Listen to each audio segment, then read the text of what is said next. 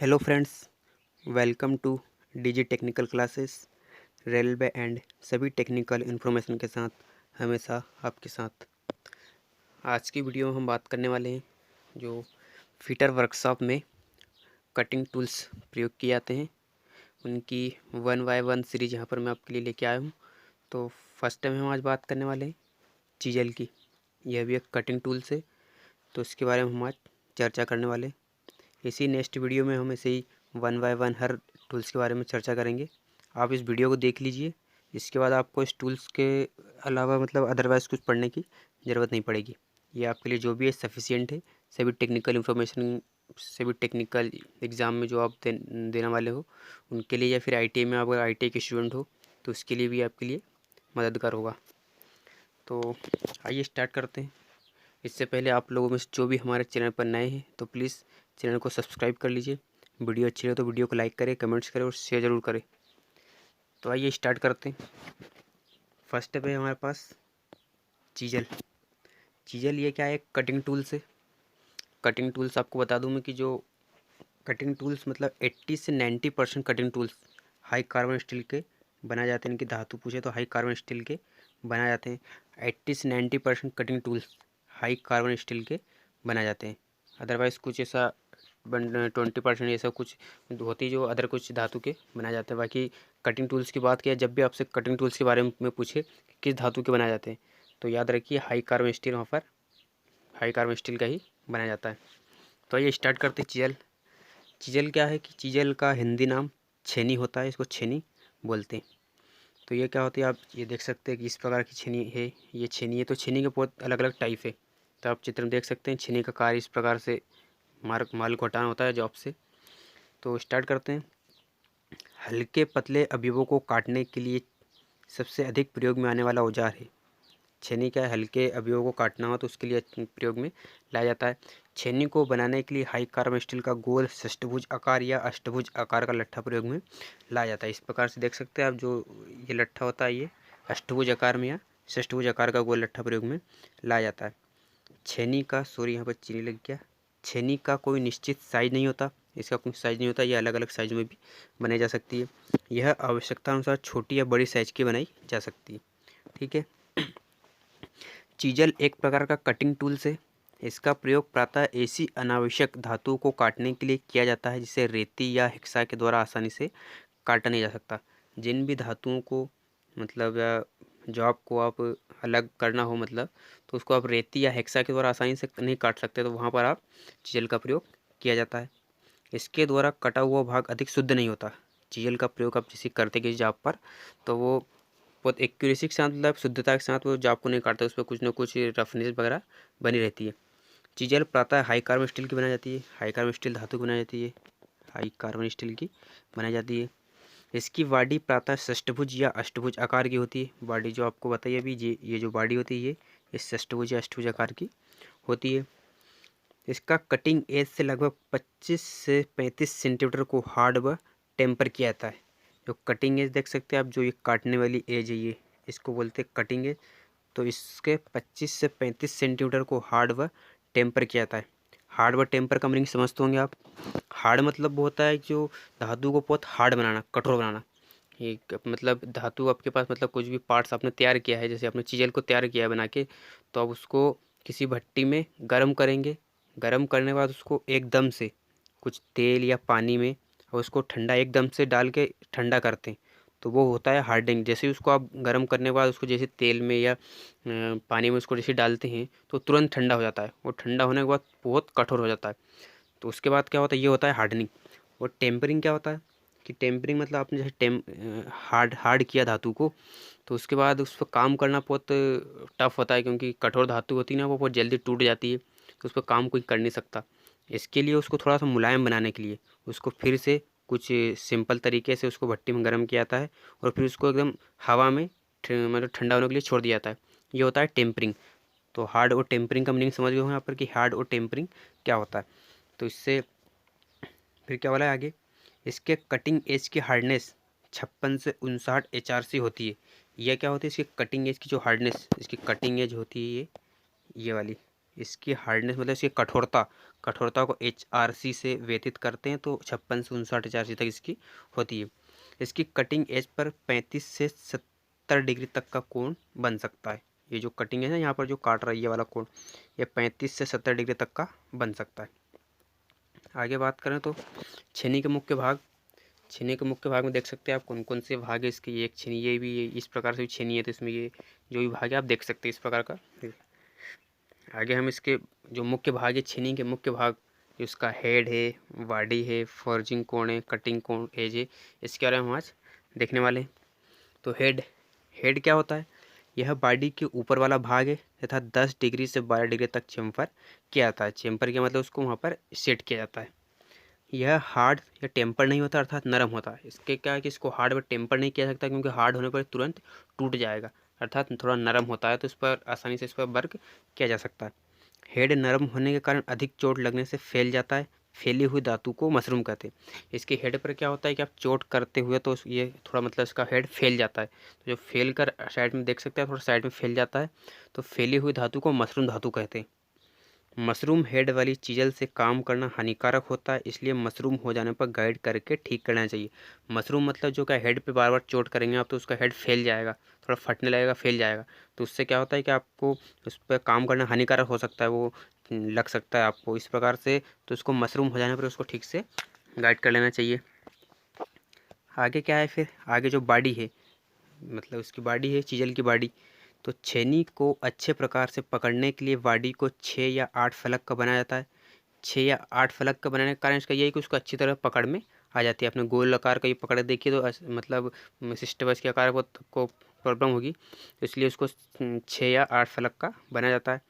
इसके नीचे का भाग चपटा होता है, जिसे फोर्जिंग एंगल कहते हैं। नीचे का भाग इसका थोड़ा चपटा होता है, इसको फोर्जिंग एंगल कहते हैं। इसकी बॉडी को स्टॉक के नाम से भी जाना जाता है। इसकी जो बॉडी उसको स्टॉक के नाम से भी जाना जाता है। फोर्जिंग एंगल, ये होता है फोर्जिंग एंगल। इसका इस प्रकार देख सकते हैं अभी ये किसी वर्क में ये इस प्रकार से काट रहा है ये, और ये छेनी आपकी इस प्रकार, ये जो एंगल है इसमें ये एंगल आपको बताएंगे। इसे ड्राइंग कोण भी कहते हैं। फोर्जिंग एंगल को ही ड्राइंग कोण भी कहते हैं।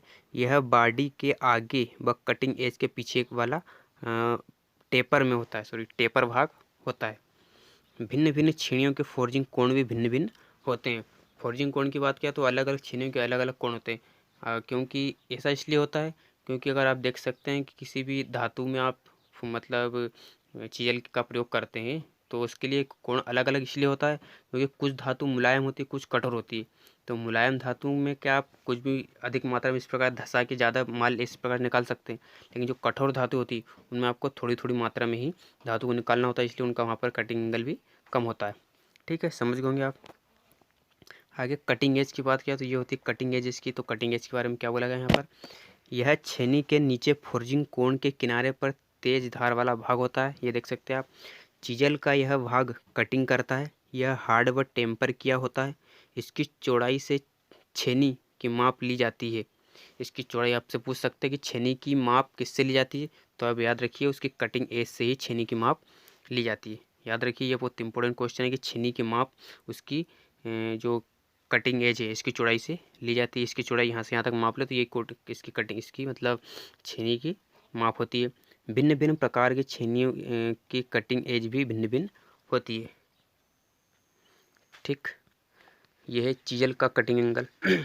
चीज़ल का कटिंग एंगल कौन सा देख सकते हैं आप। चीज़ल का प्रकार जो फ्लैट चीज़ल है, क्रॉस कट चीज़ल है, डायमंड पॉइंट है, इनके पॉइंट अलग अलग बनाए जाते हैं, तो उनके यहाँ पर प्रकार भी अलग अलग है। तो किस धातु के लिए कौन कितना होता है ये यहाँ पर एक प्रकार से सेट किया गया है। देख सकते हैं आप इस तारीखों का आप याद रखिए। धातु को काटना, स्टील के लिए इसका 70, 60, 45 इस प्रकार से देख सकते हैं आप। चीज़ल के प्रकार। छेनियों का प्रयोग धातुओं को ठंडी एवं गर्म दोनों अवस्था में किया जाता है। छेनियों के दो प्रकार होते हैं।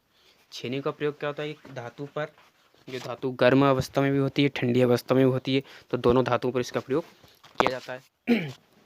तो इस प्रकार से छेनियों को दो भागों में बांटा गया है। एक होती है हॉट चीज़ल और एक होती है कोल्ड चीज़ल। तो जो हॉट चीज़ल होती है वो क्या होती है, इसका प्रयोग प्रातः गर्म कार्यों के लिए किया जाता है। गर्म कार्यों के लिए ऐसे मतलब कि जॉब को अपने भट्टी में से निकाला है और वो जॉब गर्म है, तो उस पर आपको मतलब उस पर कुछ काम करना है, मतलब कटिंग उस पर चीज़ल का प्रयोग करना है, तो वो होती है हार्ड चीज़ल का प्रयोग किया जाता है। हार्ड चीज़ल का कटिंग कोण 30 डिग्री रखा जाता है। याद रखिए, आपसे पूछ सकते हैं कि जो हार्ड चीज़ल होती है उसका कटिंग कोण कितना होता है, तो आपको बताना है 30 डिग्री। हार्ड चीज़ल में हार्डनेस आवश्यक नहीं होती। हार्ड चीज़ल मतलब हार्डनेस आवश्यक नहीं होती, हार्ड है या हार्डनेस है या नहीं है कोई आवश्यक नहीं होती, ठीक। कोल्ड चीज़ल की बात किया तो इसका प्रयोग प्रातः प्रत्येक वर्कशॉप में किया जाता है। कोल्ड चीज़ल अधिक प्रयोग में लाई जाती है और लगभग सभी वर्कशॉप में इसका प्रयोग किया जाता है, परंतु इसका मुख्यतः प्रयोग फिटर वर्कशॉप में किया जाता है। जो फिटर होते हैं उनके लिए यह बहुत इंपॉर्टेंट है, उसके लिए बहुत ज़्यादा इनका वो प्रयोग इसके मतलब करते हैं। इसका कटिंग कोण 60 डिग्री होता है, ठीक। कोल्ड चीज़ल में हार्डनेस और टेम्परिंग आवश्यक नहीं होती। जो हार्डनेस होती है या टेम्परिंग जो आपको अभी बताई थी ना, जो प्रक्रिया क्या होती है, तो कोल्ड चीज़ल में ये आवश्यक नहीं होती, ठीक है। कोल्ड चीज़ल के प्रकार निम्नलिखित है। कोल्ड चीज़ल के प्रकार देख सकते हैं आप, फ्लैट चीज़ल, क्रॉस कट या cape chisel, half round nose, diamond point, cow mouth chisel, web chisel, खोखली चीज़ल, ये चीज़ल के प्रकार है। तो मैं आपको वन बाय वन हर चीज़ल के बारे में बताने वाला हूँ। तो फर्स्ट टाइम बात करते हैं फ्लैट चीज़ल। फ्लैट चीज़ल देख सकते हैं आप, इस प्रकार से होती है फ्लैट चीज़ल।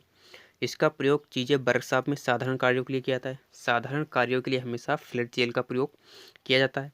फ्लैट चीज़ल की बॉडी षष्ठभुज आकार में बनी होती है।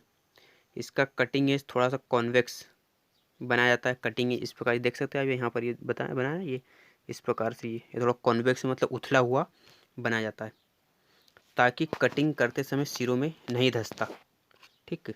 वह कम ताकत से कटिंग आसानी से कर देता है। इसमें कटिंग की चौड़ाई 16 से 32 mm तक होती है। कटिंग एज होती है इसकी चौड़ाई 16 से 32 mm तक होती है। नेक्स्ट है क्रॉस कट या केप चीज़ल। इसका प्रयोग चाबी घाट और नालियाँ काटने के लिए किया जाता है। क्रॉस कट चीज़ल देख सकते हैं, ये होती है क्रॉस कट चीज़ल। तो इसका प्रयोग चाबी घाट या नालियाँ काटने देख सकते हैं आप, इस प्रकार से ये नाली जो काट रहा है इसका प्रयोग इसमें किया जाता है काटने के लिए। इसके कटिंग एज की चौड़ाई 4 से 12 mm तक होती है। आप ये दो चीज़ याद रखिए, जो क्रॉस कट चीज़ल का प्रयोग चाबी और ये नालियाँ काटने के लिए किया जाता है, और इसकी कटिंग एज की चौड़ाई 4 से 12 mm तक होती है, ये आपसे पूछ सकते हैं। Half round chisel, half round नोच चीज़ल। हाफ राउंड से आप समझ सकते नाम से, हाफ राउंड मतलब आधा गोलाकार, तो इसका प्रयोग अर्ध गोलाकार खाँचा काटने के लिए किया जाता है। इसके कटिंग एज की चौड़ाई 2 से 16 mm तक होती है। देख सकते हैं ये इस प्रकार से आपको हाफ राउंड में इस प्रकार से काटना है ये, तो इसमें इसका प्रयोग किया जाता है हाफ राउंड नोच चीज़ल का। इसकी कटिंग एज भी 2 से 16 mm तक होती है। नेक्स्ट क्या है, डायमंड पॉइंट चीज़ल। इस प्रकार की चीज़ल का कटिंग एज वी आकार का होता है। डायमंड पॉइंट इस अभी देखा आपने कि जो गोलाकार होता है अर्धगोलाकार, वो अर्धगोलाकार पॉइंट होता है, और ये होता है वी आकार में, इस प्रकार से वी आकार में। तो आपको यहाँ पर वी आकार में बनाना हो ये इस प्रकार है, तो आप यहाँ पर इसका प्रयोग कर सकते हैं। इसका अधिकतर प्रयोग वी आकार की नालियाँ काटने के लिए, किनारों को साफ करने के लिए किया जाता है। इसकी कटिंग एज की चौड़ाई 6 से 16 mm तक होती है। आप याद रखिए कि सबकी जितनी भी चीज़ें होंगी सबका कटिंग एंगल और कटिंग एज की चौड़ाई ये क्या होती है और उसका काम क्या होता है, तीन चीज़ आप याद रखिए। आपको अदरवाइज़ कुछ मतलब याद करने की ज़रूरत नहीं है। एक मतलब जो भी एग्ज़ाम हॉल में जो भी पूछेगा वो यही आपसे पूछेगा, इसके अलावा कुछ नहीं पूछ सकता। अगला है काऊ माउथ चीज़ल। काऊ माउथ मतलब गाय के मुंह के समान। इसका कटिंग एज गाय के मुख के समान होता है। देख सकते हैं ये आप इसका मुख। इसका प्रयोग कास्टिंग करने के बाद रक्त स्पॉट्स को हटाने के लिए किया जाता है। जो क्या होती है, आपने कुछ काम किया मतलब उसके ऊपर जो रफ सतह आती है उसको हटाने के लिए इसका उपयोग किया जाता है। इसके द्वारा चादरों में गोल छेदा भी काटा जाता है। चादर आती है लोहे की टीन की, उसमें गोल आपको छेद करना हो तो इसी चीज़ का प्रयोग किया जाता है। इसका प्रयोग चमड़े व रबड़ के बाद सर काटने के रबड़ के वासर काटने के लिए, सॉरी बाद नहीं, ये वासर काटने के, इस प्रकार देख सकते हो ये वायसर होते हैं ना, ये काटने के लिए इसका प्रयोग किया जाता है। डायरेक्ट चमड़े या रबड़ के वासर इसके द्वारा काटे जा सकते हैं। इसका प्रयोग चमड़ा उद्योग में किया जाता है। याद रखिए इसका प्रयोग पूछ सकते हैं आपसे, काउमाउथ चीज़ल का प्रयोग कहाँ पर किया जाता है, तो आपको बताना है इसका प्रयोग चमड़ा उद्योग में अधिकतर किया जाता है। नेक्स्ट है आपके पास फिर वेब चीज़ल। वेब चीज़ल क्या होती है, यह चीज़ल प्रातः आयताकार आकार की होती है। इसका कटिंग एज प्रकार बना होता है। इसका प्रयोग ड्रिलिंग के बाद धातुओं को हटाने के लिए किया जाता है। वेब चीज़ल होती है ना, इसका प्रयोग इस प्रकार से जो ड्रिलिंग के बाद आपने अगर किसी में मतलब उसमें जॉब में ड्रिलिंग किया है तो ड्रिलिंग करने के बाद आप देखेंगे कि जो नीचे धातु होती है, जैसे इस प्रकार से आपने इसमें ये ड्रिलिंग के यहाँ पर, तो इसके नीचे आप देखेंगे कुछ इस प्रकार से कुछ धातु छुटी हुई होती है, तो उसको आप इस चीज़ के द्वारा आसानी से इस पर लगा के आसानी साफ कर सकते हैं। इस प्रकार लगा के फसलू साफ कर सकते हैं, तो वो इसका ये काम होता है वेब चीज़ल का। ये देख सकते हैं आप, ये जो इसको हटाने का काम ही वेब चीज़ल का होता है। नेक्स्ट है चिपिंग प्रक्रिया, मतलब आप किस प्रकार से इसकी प्रक्रिया को कर सकते हैं, तो वो आप देखिए। यह धातु की छिलाई करने का तरीका है, धातु की छिलाई करने का उसको करने का प्रक्रिया। यह प्रक्रिया क्या होती है कि आप एक जाब, जो भी जाब पर आपको करना होता है उसको पहले आप 22 में बांधते हैं, 22 में बांधने के बाद आप चिपिंग की प्रक्रिया करते हैं। यह काम करने के लिए कोल्ड चीजल अधिक प्रयोग में लाई जाती है। चिपिंग करने के लिए अधिकतर प्रयोग में कोल्ड चीजल लाई जाती है। इस विधि में 6 mm तक माल काट सकते हैं। चिपिंग करने के लिए 6 mm तक ही माल आप काट सकते हैं, इससे अधिक माल आप नहीं काट सकते एक बार में। ठीक, ये देख सकते हैं, ये होती है चिपिंग प्रक्रिया। यहाँ पर ये चिपिंग प्रक्रिया देख सकते हैं आप हर कोण को। आगे क्या है इसमें सावधानी आपको किस प्रकार से रखनी चाहिए तो धातु के अनुसार कटिंग एज गाइड करना चाहिए।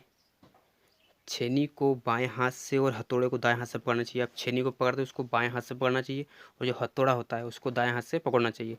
चिपिंग करने के लिए 0.75 किलोग्राम का हथौड़ा ही प्रयोग में लाना चाहिए।